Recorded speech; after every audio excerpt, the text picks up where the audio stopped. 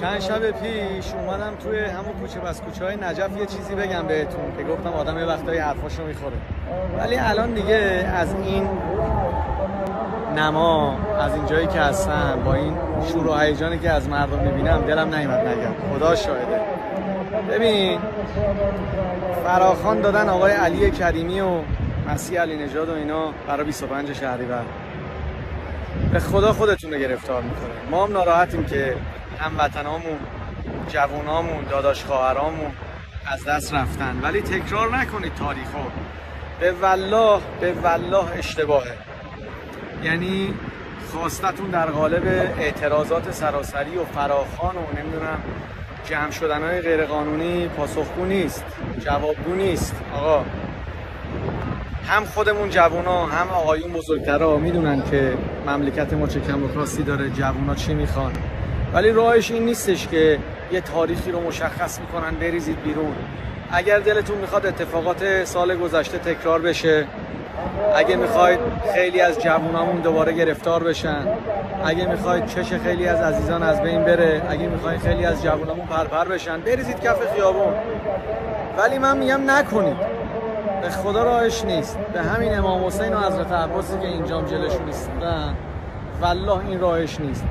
منم موافق خیلی از اتفاقاتی که داره تو جامعه و مملکت ما میفته نیستم، ولی راهش این چیزایی که دارن میگن نیست. ببینید آقایون نشستن اونور میگن لنگش کن، شما بریزید تو خیابون، اونا سردسته باشن، لیدر باشن، که فردایی که هرگز نمیاد اگر اتفاقی افتاد بشن امام مردم.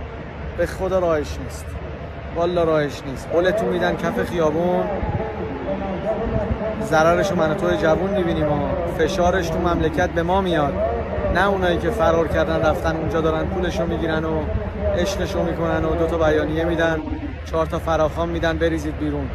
والله دوباره پدر مادرمون پیرتر میشن. به خدا قصه تو چششون و دلشون میشینه، موهای اونا سفید میشه.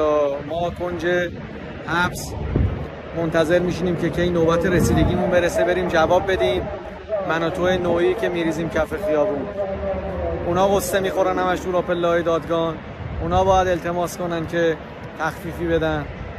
اگه میخواید تکرار نشه، نزار مامان بفهمه، نکنید. من بهتون پیشنهاد میدم درگیر بازی‌های عجیب غریب غرب و وطن فروشایی که رفتن اونور نشستن میگن شما بریزید کف خیابون، درگیر اونا نشید. برادرانه میگن، والله از جای پولی نگرفتم، منتظر پوانی هم نیستم. به همین امام حسین و حضرت عباسی که جلوش وایسادم دارم از ته قلبم برادرانه به تک تکتون میگم. من تجربه‌شو دارم که بهتون میگم نکنید. فردا روزی همون کنج اون سلولی که نشستید به این فکر میکنید که ارزششو نداشت، واقعا ارزششو نداشت، جز 2 کمپین دروغین فلانی رو آزاد کنید. آی حقوق بشر کجایی؟ جواب جمهوری اسلامی رو بده. ما همدرد خانواده فلانی هستیم، جز 4 جمله و ویدیو و اینا هیچی نصیب تو و خانواده‌ات نمیشه. غم رو غم خانواده‌ات اضافه نکن. دعاگوی تک تکتون هستم، عشقای منی.